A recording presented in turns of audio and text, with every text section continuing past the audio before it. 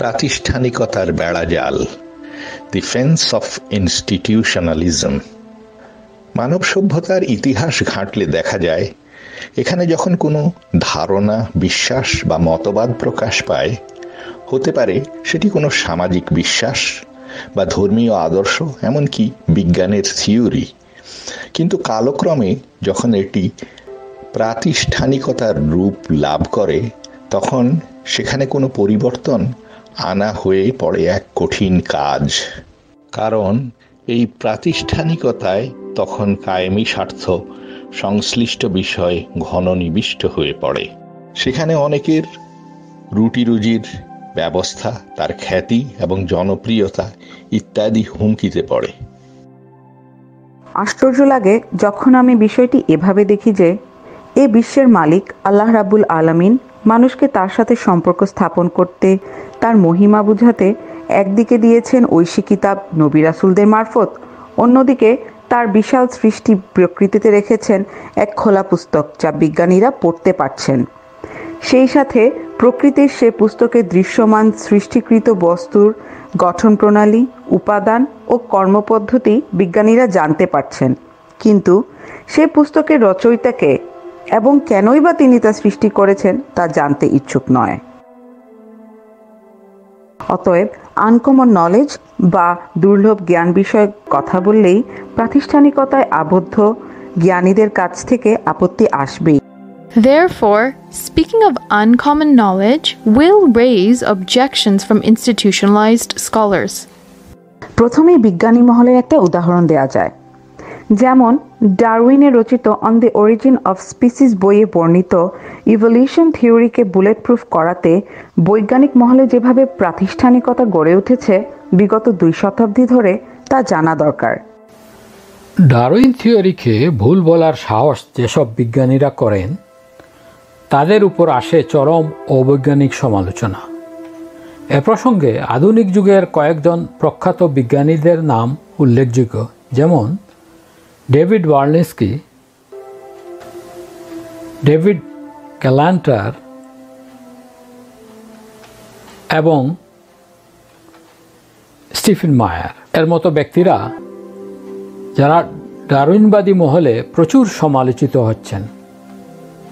অবশ্য এদের মধ্যে স্টিফেন মায়ার ধর্মে বিশ্বাসী, কিন্তু ডেভিড বার্নস্কি ও ডেভিড গ্ল্যান্টার বিশেষ কোনো ধর্মে বিশ্বাসী না হওয়া সত্ত্বেও, যেহেতু তারা বিজ্ঞানের ব্যাখ্যায় বিশ্ব সৃষ্টির পিছনে, বিশেষ করে প্রাণীর জনগোষ্ঠী থেকে নতুন প্রজাতির উদয় ঘটাতে ইন্টেলিজেন্ট ডিজাইনারের সুনিপুণ কাজ দেখতে পাচ্ছেন, বিজ্ঞানের যুক্তিতেই, যা ডারউইনের র্যান্ডম ন্যাচারাল সিলেকশন বা প্রাকৃতিক নির্বাচন থিওরিকে অবৈজ্ঞানিক প্রমাণিত করে।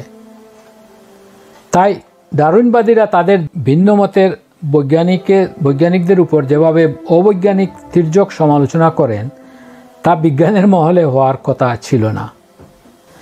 এখানে এক ঝলক সে বিষয়ের ভিডিও ক্লিপ দেখা যাবে। বিস্তারিত শুনতে চাইলে নিচে ডেসক্রিপশন বক্সে লিংক দেয়া আছে। David Galanter published an essay titled Giving Up Darwin. Quote, Stephen Meyer's thoughtful and meticulous book, Darwin's Doubt, convinced me that Darwin has failed. The Deniable Darwin and Other Essays, a book by David Berlinski, is also, quote, essential. I think all Darwinians, in the broad sense, get it wrong. They're trying to explain something very, very complex in terms of bottom-up, undirected processes. And yet what we see in life, complex miniature machines, complex information processing systems, digital code, these are things that bear the hallmark of mind. And they suggest rather a top-down instead of a bottom-up approach. So I'm sure people committed to a materialistic view of things will continue to generate bottom-up explanations. But I think we're in a new day. We're looking at life in light of our own high-tech digital computing technologies and realizing these systems bear all the hallmarks of design. Let's start to look at life differently. And I think looking at it from a bottom-up Darwinian approach is holding science back. We're starting to make predictions based on intelligent design. Some of our guys were the first people to predict that the non-coding regions of the genome, previously identified as junk by the neo-Darwinians, are in fact importantly functional. And so looking at life as a design system is actually yielding insights into how life works. It's a new day? You'll go with that? Yeah, sort of. There's been big changes, let's put it this way. I think what we have determined is that Darwin created a 19th century local theory without looking at extreme cases that was reasonably successful for breeders, for the explanation of local characteristics like beak size or the growth of wings, but he entirely failed to explain what he thought he was explaining, the emergence of biological complexity on the species level or higher order levels. We're just learning the structure of intellectual inquiry necessary to understand something like the biological cell, and it's much harder a problem than we ever suspected. Much harder. David Glartner, last word to you. Do you concur? It is much harder. Yeah, absolutely. It's a fantastically difficult problem. We'll solve it, but it's not going to be simple. David Glartner, author most recently of The Tides of Consciousness. Thank you. David Berlinski, author of many books, all three of you, author of many books, but author, in this case, the relevant volume is The Deniable Darwin and Other Essays, and Steve Meyer, whose book, in this case, the relevant book is Darwin's Doubt. Thank you all. Thank you. Thank you to my friends. Yeah. I'm Peter Robinson for Uncommon Knowledge, the Hoover Institution, and Fox Nation. Thank you. একইভাবে দীর্ঘদিন থেকে ধর্মীয় অঙ্গনও প্রাতিষ্ঠানিকতায় পরিণত হওয়ায় সেখানে কোনো দুর্লভ বিরল তথ্যের বা জ্ঞানের কথা শুনলেই ধর্মীয় নীতি পরিহার করে ব্যক্তিগত আক্রোশ, রাজনীতি, দলীয় কোন্দল নিয়ে ঝাঁপিয়ে পড়তে আরও বেশি দেখা যায়। এক কথায় সনাতনী বাক্সবন্ধী মানসিকতা থেকে তারা আর বাহির হতে চান না। তাই অনেকে দেখছেন ইসলামও আজ প্রাতিষ্ঠানিকতার বেড়াজালে আবদ্ধ। ধর্মজ্ঞানের মূল উৎস হচ্ছে আল্লাহর বাণী, রেসালতি জ্ঞান।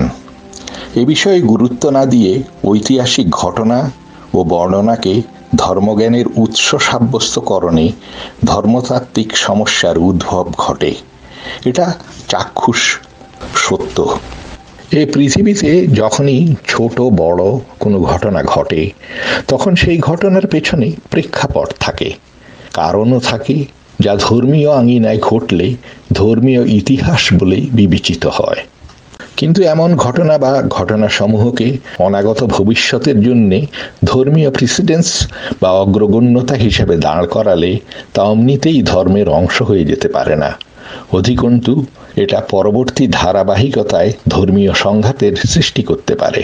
আজ ধর্মীয় অঙ্গনের সনাতনী ব্যাখ্যাকারীরা অতীতের ঐতিহাসিক ঘটনাকে ভবিষ্যতের ক্ষেত্রে অগ্রগণ্যতা বা প্রেসিডেন্স হিসেবে দাঁড় করিয়ে তারই পুনরাবৃত্তির যে চেতনা সৃষ্টি করতে চান সেটি বাস্তবসম্মত নয়।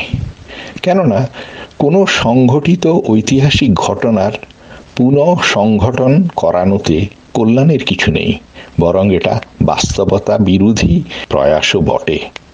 আজ দুঃখজনকভাবে সত্য যে এমন কাজকেই ইসলামের পুনর্জাগরণ মনে করা হচ্ছে।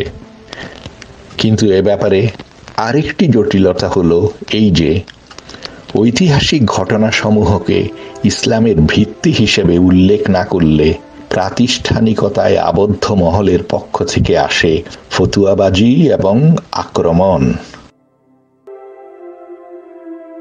আধুনিক মেইনস্ট্রিম ইতিহাস বলে মানুষ প্রথমে আফ্রিকা থেকে যাত্রা শুরু করে ধীরে ধীরে বহু বছর পেরিয়ে পৃথিবীর বিভিন্ন প্রান্তে ছড়িয়ে যায়।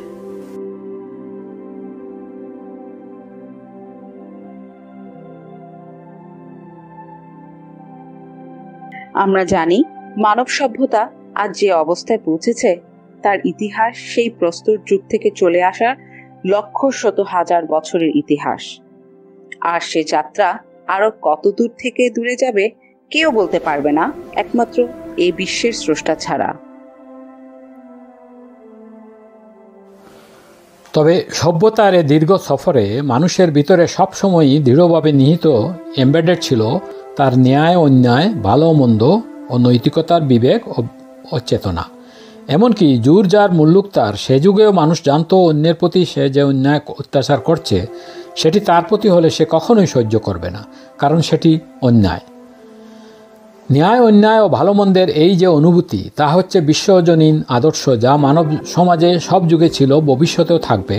তবে সব সমাজে এর প্রবলতা বা প্রিডোমিনেন্স সমান থাকে না নানা কারণে। একইভাবে চিন্তাশীলদের মনে সব সময় এ বিশ্বাস ছিল যে এ বিশ্বের অন্যান্য সৃষ্টির মতো সে নিজেও একটি সৃষ্টিকৃত সত্তা। নিশ্চয় তার কোনো একজন স্রষ্টা আছেন, কোথায় দেখা মিলবে সে স্রষ্টার? এ প্রশ্নের উত্তর খুঁজতে নিজ প্রচেষ্টায় অনেক দার্শনিকরা চেষ্টা করেছেন। কেউ কেউ বিশ্বস্রষ্টার অস্তিত্বকেই অস্বীকার করে বসেছেন, নাস্তিকতা প্রচার করেছেন। মহাবিশ্বের স্রষ্টা সে সমস্যার সমাধান দিতে যুগে যুগে পাঠিয়েছেন নবী রসুল। কেউ তাদেরকে বিশ্বাস করেছে, কেউ করেনি। তবে নবী রসুলদেরকে কেন বিশ্বাস করতে হবে তা বুঝতে হলে মহান আল্লাহর এ বিশ্ব সৃষ্টির স্কিম বা তার পরিকল্পনাটা কি তা জানতে হবে। এ বিষয়টি বুঝতে সবচেয়ে উত্তম উপায় হচ্ছে সে পুস্তকটি খুলে দেখা যে দাবি করে যে সে এসেছে স্রষ্টার কাছ থেকে।